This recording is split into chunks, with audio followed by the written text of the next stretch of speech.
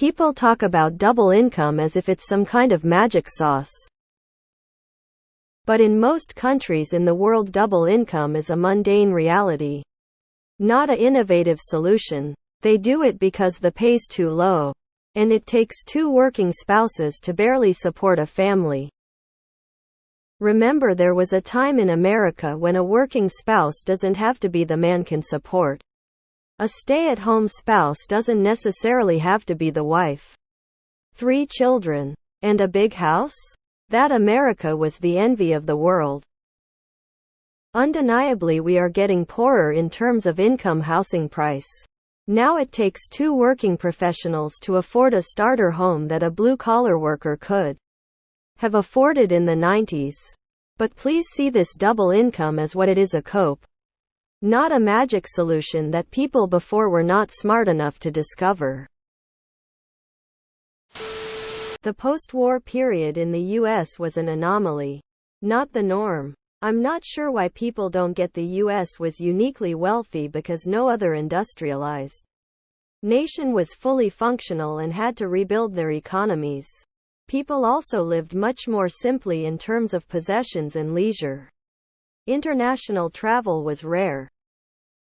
My parents and all 4 of my grandparents had dual incomes. It's not a new concept.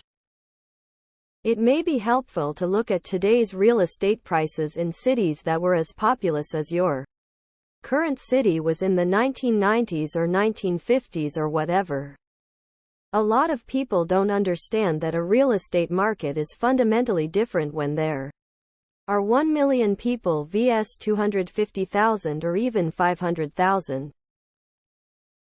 I grew up in Ukraine, where most mothers needed to go work in Spain, Italy, and other countries to send money back to family. Both spouses working is not even something related to survival. Power balance and relationship is better when both work. Now the problem, as I see it, that working one job is not enough for survival in a lot of lines of work, which is alarming. Honestly, if everyone's double incoming, the market's just gonna adjust and suddenly now everyone needs 2 jobs. American life is also priced assuming dual income.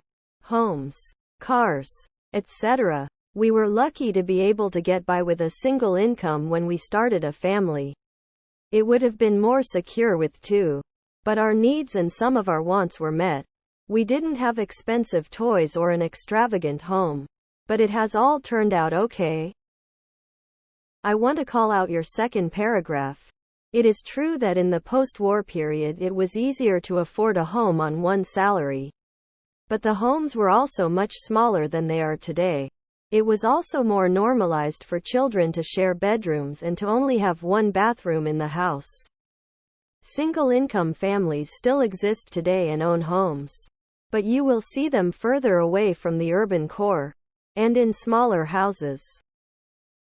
Single incomes haven't been viable in California since the 70s. It's not magic, but it's a hell of a lot more safe and comfortable. I can tell you, when only one spouse works, it can lead to a lot more resentment from both sides due to the different experience. My wife and I both understood the effort and time required to succeed in jobs, and not worrying about a spouse at home made for a much more harmonious relationship. My husband and I have $110,000 combined, and I feel like is still not enough these days. So I don't know if we're losers or double income doesn't really matter. The days of a stay-at-home parent for middle-class families are gone, unless as a family you are willing to make sacrifices or you have a high-earning spouse. So choose. Do you want to have a stay-at-home spouse and make sacrifices most likely, or both work and have more flexibility? My granddad supported a family as a security guard in the 40s-60s. 3 kids in an 1100 SQFT house. 1 car. 1 TV. Homemade clothes. Backyard garden including chickens. Vacations were driving to another part of the state for a weekend. Live that lifestyle, and you can probably still do it today. Yay, my house is 1,300-ish square feet and we have 2 incomes, no kids. It cost us a lot, RN combined we make probably 75k. House cost 225,000. Main thing is I don't need or want all this extra stuff. I spend barely any money on extras. I don't wear expensive clothes or eat expensive food. I just live modestly and enjoy life. Back when the minimum wage was $1 an hour, my dad worked 1 full-time job and 2 part-time jobs. 3 jobs, not just 1. Back then society frowned on men who let the mothers of their children work. A working woman was either single or a divorcee, although sometimes a widow. He drove a 1946 truck. We kids got 4 Christmas presents each. We lived cheaply. He bought a building lot on the cheap because my mother grew up with the people selling it. Little by little he built a house. Took a few years. Said it wasn't as easy as you think it was. We also have a ton more stuff than the people of 1950s. If you're willing to settle for a shoebox-sized home and far less comforts, you too can buy a home on 1 income. If you actually look at data for historical salaries, cost of living, and the like instead of rose-colored nostalgia without a basis in reality for single income, families and house sizes and costs, you'll realize it has never been true. At best, a single working person could afford a 1,400-ish square foot house with bad amenities and no or low-quality appliances. But in most countries in the world, double income is a mundane reality. Not an innovative solution. They do it because the pay's too low. And it takes 2 working spouses to barely support a family. For what it's worth, I'm French and American, and everyone I know in France does dual income by choice. It would seem absurd and socially backwards to have women stay at home for most folks. I was truly shocked when I moved to the US that folks would think that having a staying-at-home mom would ever be a superior option. Seems completely alien to me. Remove children from your equation.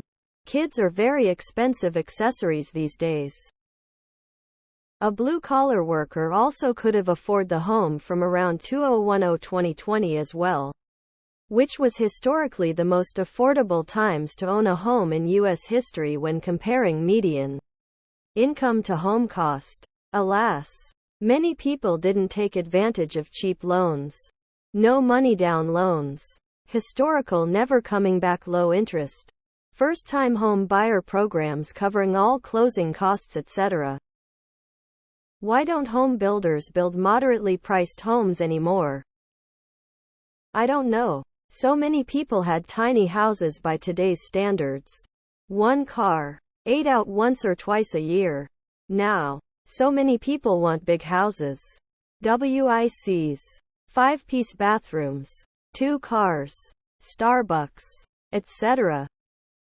The percentage of women in the workforce is unchanged from the 90s for what it's worth. So people aren't necessarily working more, but purchasing power has been decimated. In other news, water is wet. No one thinks double income is magic. It actually kind of sucks if you have kids. We pay $2,000 a month for childcare so we can both work, and it's exhausting trying to keep up with housework, having a kid at home, and both working full-time. But lots of people are posting in this sub asking how people afford all these expensive houses. 2 incomes is one of the main explanations. A big house? Barely anyone had 1,500 SQFT houses back then, now it's the norm. Dual income was normal in the 90s. Got to go back a lot further than that for single income households as the norm. Yep. Back when there were 150 million fewer people in the US.